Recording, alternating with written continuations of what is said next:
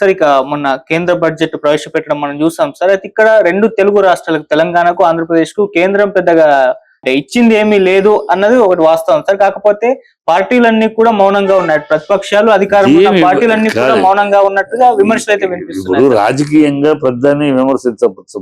రాజకీయంగా ఏమి ఇవ్వలేదు 36 ఏళ్ళు అడుగుతూ ఉంటారు. ప్రతి వీళ్ళు అనాలోచితంగా ఎన్నికల కోసం ఏదో ప్రజలు మభ్య పెట్టడానికి ఇవి మాట్లాడతారు. మాట్లాడేసి వాటి కోసం ఈ కావాలి అని వెళ్ళి ప్రజల ముందు షో వెళ్ళారు. కేంద్రానికి వెళ్ళాం. కేంద్రం వెళ్ళి రేవంత్ రెడ్డి 10 అందరిని మినిస్టర్ కలిసి వచ్చాడు. నువ్వు కలిసి వచ్చేస్తే మాకు ఇవ్వాలంటే వచ్చేదమ్మా. దానికి ఒక పాలసీ, ఒక విధానం ఉంటుంది. ఆ విధానాలకు కట్టుబడి నీకు రావాల్సింది ఏంటి, రావాల్సింది నువ్వు అడగాలి. రావాల్సింది అడిగినప్పుడు ఒక ప్రాసెసింగ్ లో అడగాలి. దానికి భూములు, ఏదైనా ప్రాజెక్టు దానికి భూములు కేటాయించారా, దానికి DCR ఏంటి, దానికి ఎంత అవుతుంది, ఏం బడ్జెట్, ఇవన్నీ ఇవ్వాలి. అప్రూవల్స్ ఇవన్నీ ఒక ప్రాసెస్. అది నేను అడిగాను అనగానే వాళ్ళు ఓకే అన్నారు. ఉండదు, అట్లా ఉండదు. డ్రామా. ఈ రాజకీయ ప్రజలకు తెలియదు కనుక మేము అడిగాం. రేవంత్ రెడ్డి 10 మాటలు వెళ్ళాను నన్ను కేంద్రం అడగడానికి. ఇవ్వలేదు అంటే నువ్వు ఏదో అడుగుతావు, 100 అడుగుతావు. మూసీ నది ప్రక్షాళనకి ఆల్రెడీ చంద్రబాబు పీరియడ్ లో చేసిన ప్రోగ్రామే జరగలేదు. ఆ తర్వాత KCR కు దూరం తీసుకొచ్చారు. ఇప్పుడు దాన్ని ఏదో మార్చి ముక్కు చుట్టూ చూపిస్తారని 5 జిల్లాల నుంచి తిప్పుకొచ్చి ఏదో నువ్వు గోల్మాల్ చేసి దానికి ఇంత కావాలంటే ఎట్లా?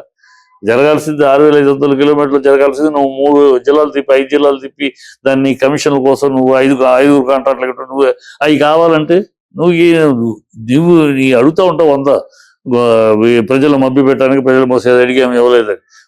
ప్రభుత్వం, కేంద్ర ప్రభుత్వం ఏ రాష్ట్రానికి కావాల్సింది ఆ రాష్ట్రానికి ఇస్తుంది. ఏదైనా సరే ప్రాజెక్టు ప్రాసెస్ లో ఇస్తుంది. మీ రాజకీయంగా డ్రామా చేయటం కోసం ఇవ్వదు ఏ ప్రభుత్వానికి. చంద్రబాబు ఉన్నాడు, కూటమిలోనే ఉన్నాడుగా, మరి ఆంధ్ర రాష్ట్రానికి ఇవ్వలేదేంటి? నీ నోటితోటి బ్రహ్మాండంగా ఇస్తాను కేంద్రం అంటావు, మళ్ళీ నీ నోటితోటి ఇవ్వలేదంటే ఎట్లా? ఎన్ని రాజకీయ క్షుద్రపు మాటలు తప్పితే ఇంకోటి కాదు. ప్రభుత్వం ఈ బడ్జెట్ పేదలకి, మిడిల్ క్లాస్ పీపుల్ కి చక్కటి బడ్జెట్ ప్రజెంట్ చేసింది నిర్మలా సీతారామన్. ఎన్నాళ్ళ నుంచో మిడిల్ క్లాస్ పీపుల్ కి అందుబాటులో బడ్జెట్ లేకుండా పోయింది అని బాధపడతారు. ఎందుకంటే సమాజంలో బాధపడేది త్రిశంకు స్వర్గం జీవితం గడుపుతున్నది మిడిల్ క్లాస్. వాళ్ళు పైకి వెళ్ళలేరు, కిందకి బతకలేరు, గుడిసెలో బతకలేరు, బంగ్లాలో బతకలేరు. అటు ఇటు చాలీచాలని జీవితంతో చాలీచాలని బతుకులు గడిపేది మిడిల్ క్లాస్. వాళ్ళకు ఊతం కావాలి. అది ఈ బడ్జెట్ లో ఇచ్చారు బ్రహ్మాండంగా. మిడిల్ క్లాస్ ప్రజలకి చాలా సంతోషకరమైన బడ్జెట్ ఇది. ఆనందం. అది చూడాలి. రాష్ట్రానికి ఇవ్వాల్సింది వస్తాయి. మీరు ఏ ప్రాజెక్ట్ అయినా దాన్ని మీరు ఇష్టం వచ్చే ఎస్టిమేషన్ వేసి మీ కమిషన్ల కోసం మీరు సూట్ కేసులు అధిష్టానానికి పంపించాలి కనుక దానికోసం మీకు ఫర్దర్ ఫ్యూచర్ ఎలక్షన్స్ లో డబ్బులు ఖర్చు పెట్టాలి. దానికోసం కాంట్రాక్టర్ కమిషన్లు వీటి కోసం మీ ఇష్టం వచ్చే ఎస్టిమేషన్ వేసి చెప్తే దాన్ని ఇమీడియట్ గా అప్రూవ్ చేయరు కదా. మీ ఎస్టిమేషన్ అప్రూవ్ కావాలి. దానిలో క్వైరీలు ఉంటాయి. ఆ క్వైరీలకు మీరు క్లియరెన్స్ ఇవ్వాలి. ప్రభుత్వం నుంచి, స్టేట్ గవర్నమెంట్ నుంచి ఇవ్వాల్సిన ఇవన్నీ మీరు చెయ్యాలి. ఇవన్నీ చాలా ఉంటాయి. ఆ ప్రాసెస్ అయినాక మీకు జెన్యూన్ గా రావాల్సింది రాకపోతే అనాలి అంతే. అంటే మేము అడిగాం ఇవ్వలేదు అంటే అలా ఉండదు. మీరు 100 అడుగుతారు. మీకు బాధ్యత లేదు కదా. మీకేం బాధ్యత ఉంటుంది? మీరు అబద్ధాలు చెప్పి రాజకీయాలకు వచ్చిన వాళ్ళు, అబద్ధాలు చెప్పి అధికారంలోకి వచ్చిన వాళ్ళు కదా. 2 రాష్ట్రాల్లోనూ పచ్చి అబద్ధాలు అడిగేది అధికారులు వచ్చారు. మీరు ఎన్నన్నా అడుగుతారు అబద్ధాలు.